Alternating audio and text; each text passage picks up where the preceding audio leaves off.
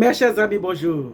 C'est Gerpi Lafaille, un de vos amis qui vous aime. À vous tous qui suivez cette vidéo, à vous tous qui êtes abonnés à cette chaîne, je vous rappelle une fois de plus que c'est un grand plaisir de vous avoir comme ami. Bienvenue à la 102e vidéo où nous partageons ce sujet, notre vie à la lumière de la vérité. C'est important de partager ces informations qui sont utiles pour nous orienter, pour nous permettre de prendre de bonnes décisions et de faire de bons choix pour la satisfaction de notre vie. Dans la vidéo précédente, on commençait à parler de Satan. Satan, le séducteur. Satan, l'ennemi de l'homme, l'ennemi de Dieu. Avant de parler de ce personnage, il y a trois informations importantes que nous devons partager concernant ce personnage, Satan.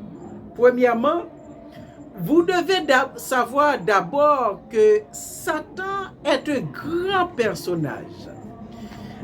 C'est un personnage qui a attaqué la création de Dieu, qui a attaqué l'autorité de Dieu. C'est un personnage qui s'était rebellé contre Dieu et qui s'est érigé en inimitié contre Dieu. Donc c'est un personnage qui est ennemi de Dieu, qui est ennemi de l'homme, et c'est un personnage qui a bouleversé l'univers. Donc c'est un ennemi potentiel du royaume de Dieu, un ennemi qui a causé d'énormes dégâts dans la création de Dieu. C'est un grand personnage. Et deuxièmement, c'est un personnage que vous ne devez pas minimiser. C'est un personnage que vous ne devez pas sous-estimer.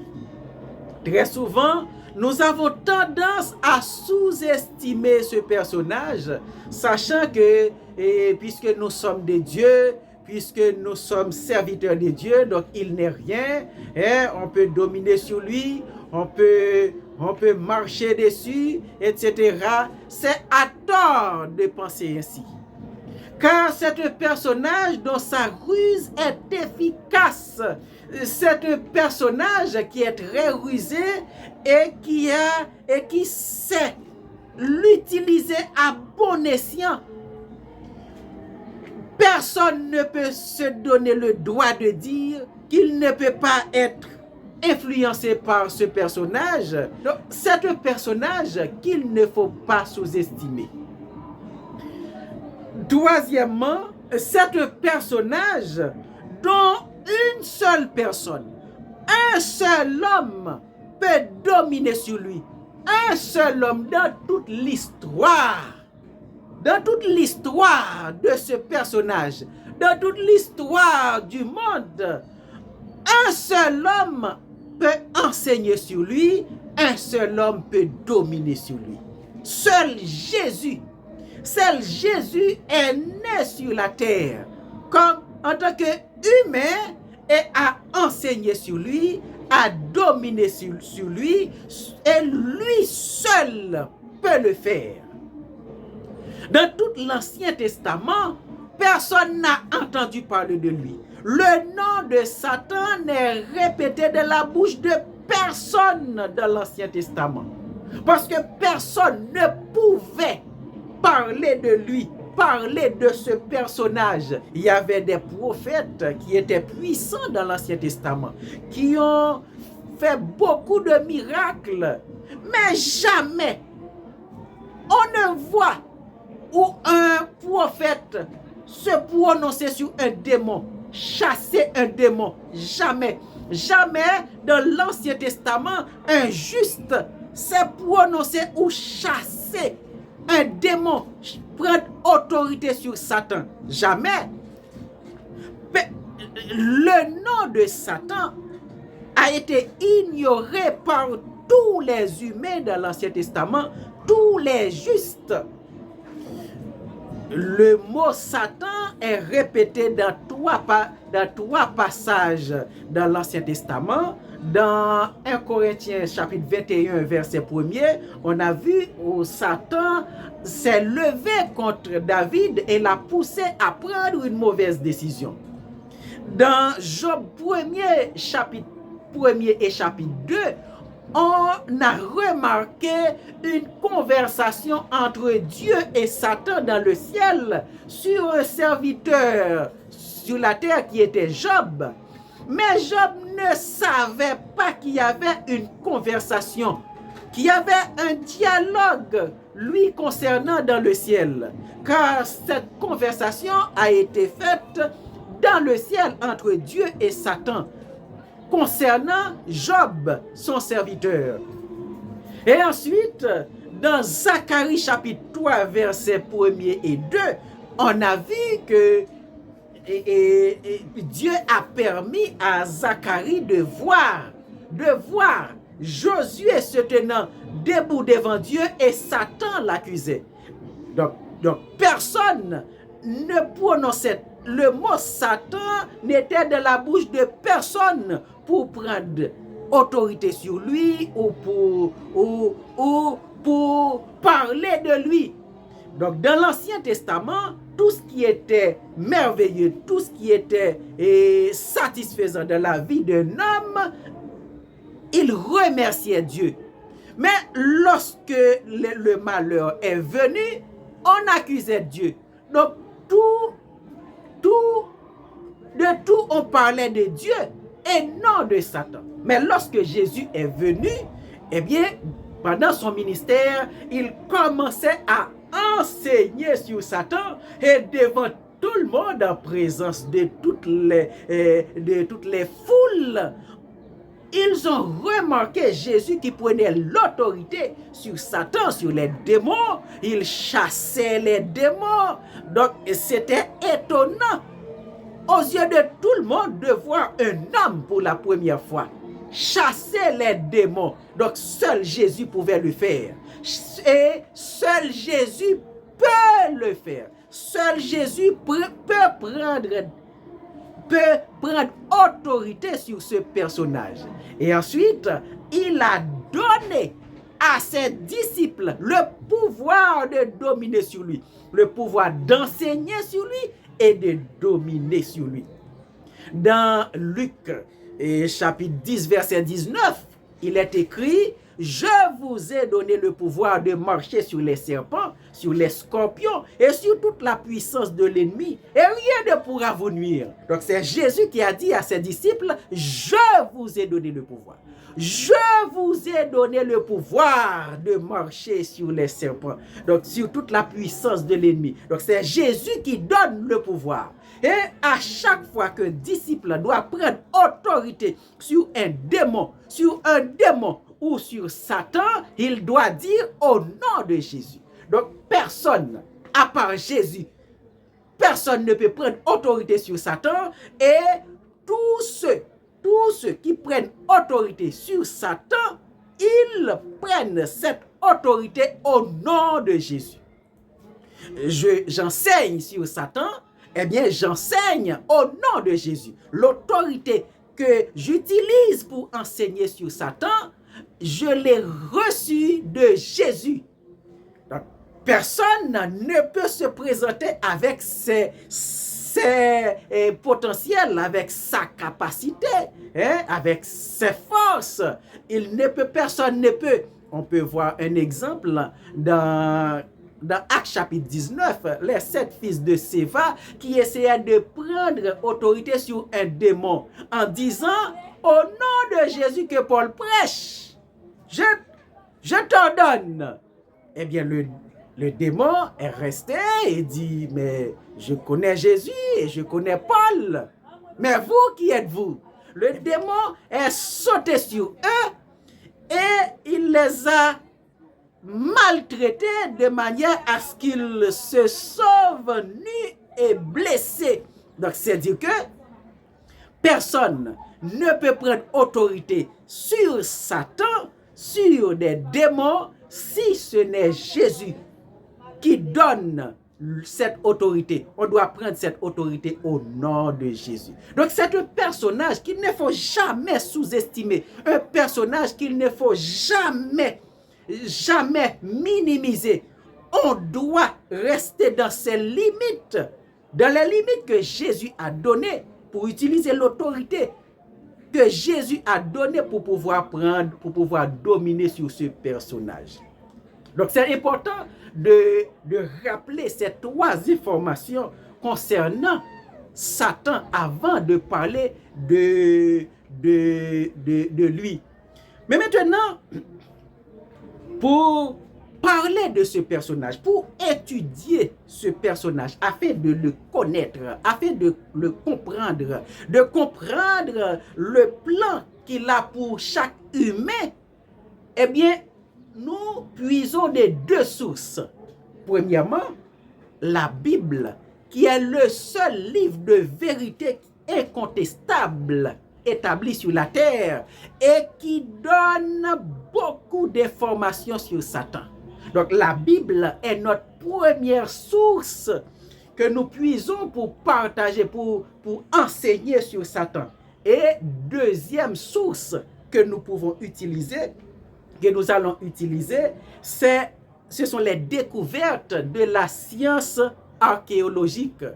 Dans cette découverte, il y a pas mal de preuves qui donnent raison à l'enseignement que la Bible donne concernant ce personnage.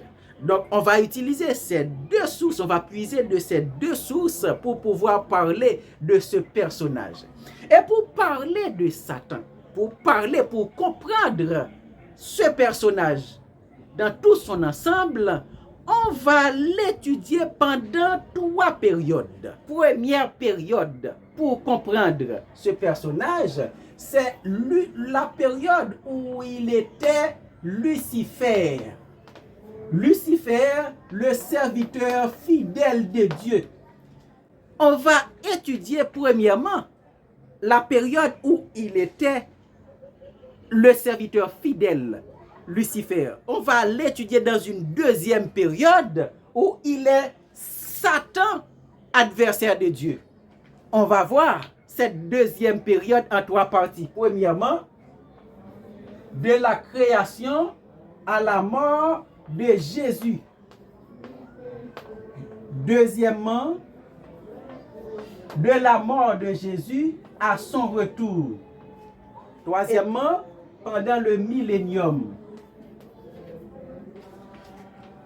Pour étudier cette deuxième période où Satan est adversaire de Dieu, on va le voir dans 3 parties.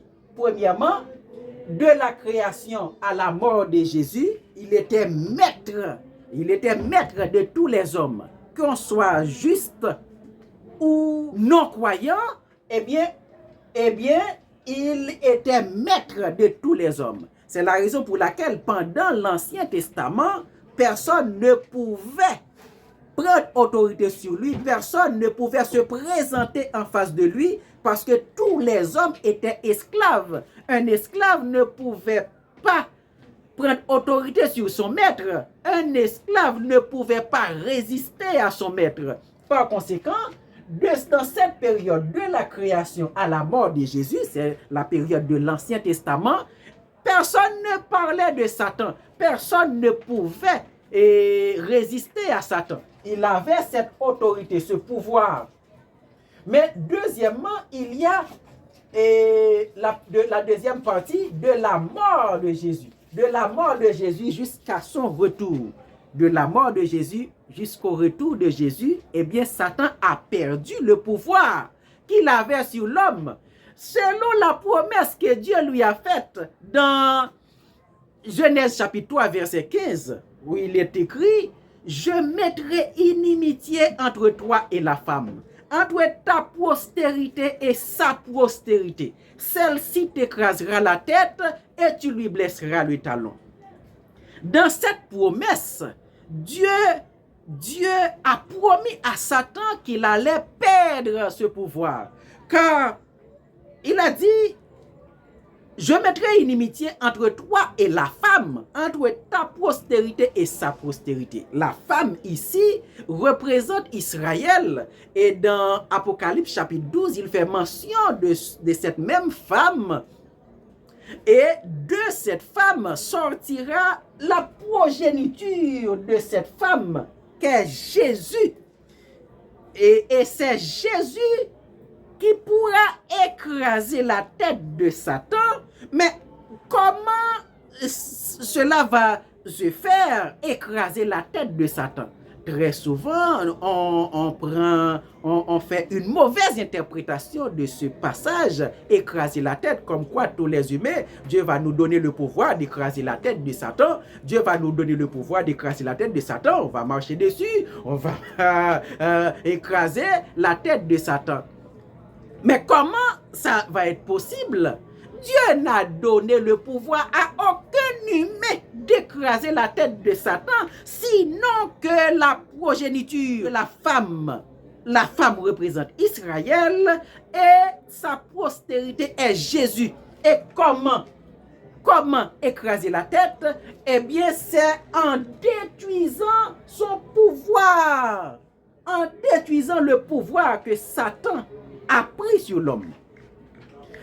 Et Dieu a prononcé cette parole pour prononcer la sentence contre tous les acteurs qui ont participé à la transgression de sa parole. Et il a prononcé la sentence du serpent qui devait ramper désormais sur son ventre. La femme dont la douleur est augmentée dans tous les accouchements. L'homme qui devait travailler très dur avec la sueur de son visage pour pouvoir vivre. Mais pour Satan, il n'a prononcé aucune sentence parce que Satan était déjà jugé, était déjà condamné. Il n'y aurait pas un autre verdict contre Satan, mais dans Genèse chapitre 3 verset 15, il lui a promis, ok, il y a une promesse. Dans cette promesse, eh bien, il va perdre le pouvoir qu'il venait de prendre sur l'homme. Et pour prendre le pouvoir, eh bien, il faut la progéniture de la femme. Il faudrait que Dieu ait un peuple sur la terre, une nation qui lui appartienne. Et de cette nation sortira un homme qui pourra prendre l'autorité sur Satan. Et cette nation est Israël, qui représente la femme, et Jésus qui est sorti d'Israël. Et Jésus, par sa mort, a détruit le pouvoir de Satan. Et c'est ainsi qu'il écrase sa tête. Et Satan devait lui mordre le talon. Comment mordre le talon? Eh bien, c'est en mourant sur la croix. Jésus devait mourir de manière tragique, de manière humiliante sur la croix. Eh bien, cette mort tragique par la crucifixion est la blessure au talon. Donc, selon la promesse, Dieu a dit, je mettrai inimitié entre toi et la femme, entre ta postérité et sa postérité. Celle-ci t'écrasera la tête, la postérité de la femme. Celle-ci t'écrasera la tête et tu lui blesseras le talon. Et c'est ainsi que Jésus est venu, il est mort sur la croix de manière tragique et il a détruit le pouvoir de Satan. Donc c'est la raison pour laquelle de la mort de Jésus jusqu'à son retour, eh bien Satan a perdu le pouvoir sur l'homme et c'est la raison pour laquelle un humain peut prendre autorité sur Satan. Ça ne pouvait pas se faire dans l'Ancien Testament. Même les hommes de Dieu, les hommes les plus puissants, les justes qui ont fait des miracles, les prophètes, ils ne pouvaient pas prendre autorité sur aucun démon parce que il fallait que Satan perde son pouvoir parce que il avait ce pouvoir de manière juste. Selon la justice de Dieu, Satan, aucun humain ne pouvait se présenter devant Satan. Le pouvoir qu'il avait. Mais il avait ce pouvoir sur l'homme à cause de la désobéissance de l'homme. Et selon la justice, eh bien, l'homme est esclave de Satan. Et en tant qu'esclave, il ne pouvait pas se présenter devant lui pour prendre autorité. Mais lorsque Jésus est venu pour purger la peine du péché, pour purger la peine de la condamnation par la mort, parce que qu'est-ce qui a été dit? Le jour où vous mangerez le fruit de l'arbre de la connaissance du bien et du mal, vous mourrez. Eh bien, s'ils ont mangé, si Adam et Ève ont mangé le fruit, il faut qu'il y ait la mort, selon la justice. Eh bien, ils ont mangé, Jésus va mourir. Et lorsque Jésus va mourir, la peine de la condamnation, la peine du péché est purgée. Et si la peine est purgée, il n'y a plus de condamnation. Si la peine est purgée, il n'y a plus de condamnation, alors que c'est cette condamnation qui donne le pouvoir à Satan de dominer sur l'homme. Eh bien, si la peine est purgée par la mort de Jésus, Satan n'a plus de pouvoir. Eh bien, pour garder l'homme sous sa domination, Satan utilise sa ruse. Il utilise plusieurs stratégies qu'on avait vues dans les vidéos précédentes. On avait déjà vu cette stratégie que Satan utilise pour garder l'homme sous sa domination parce qu'il avait déjà perdu ce pouvoir.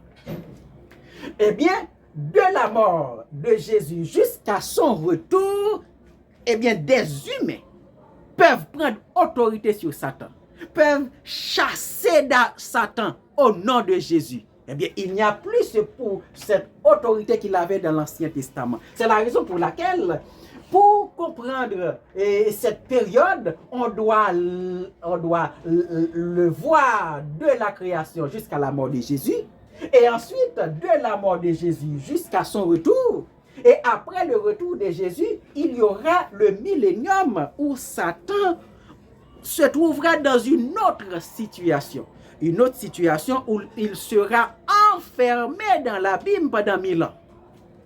Et ensuite, après cette deuxième période qu'est Satan, l'adversaire de Dieu, il y a une troisième période. Il y a une troisième période, et cette troisième période, c'est le damné. Satan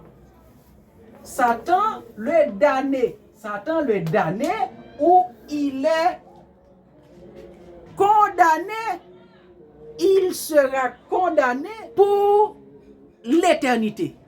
Il sera enfermé dans sa demeure éternelle qui se trouve en enfer.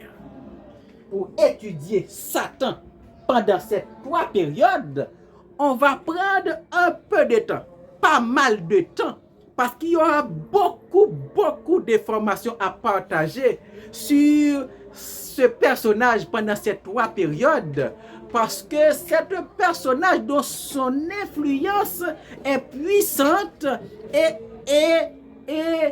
omniprésente sur la terre. Son influence détériore la vie de l'homme. Son influence produit d'énormes dégâts dans la vie de l'homme. Son influence pourrit la vie de l'homme. On a une vie remplie de souffrances, une vie remplie d'insatisfaction, remplie d'échecs. Et la majorité de ceux qui vivent sur la terre connaissent la pauvreté, la misère, la souffrance, la maladie, la guerre et des faits tragiques à cause de ce personnage qui influence, qui établit une réalité difficile sur la terre. Donc on aura à voir ce personnage en détail et j'espère que vous serez toujours là pour suivre avec nous cet enseignement sur ce personnage. Éternel Dieu des cieux, je te remercie de ce que tu nous as permis de partager encore ta parole. Merci de nous avoir donné le pouvoir d'enseigner sur Satan.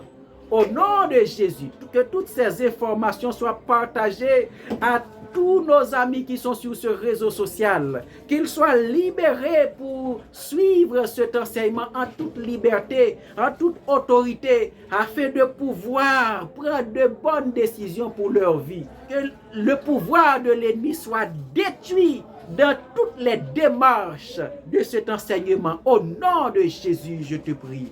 Amen. Partagez la vidéo, ajoutez un like.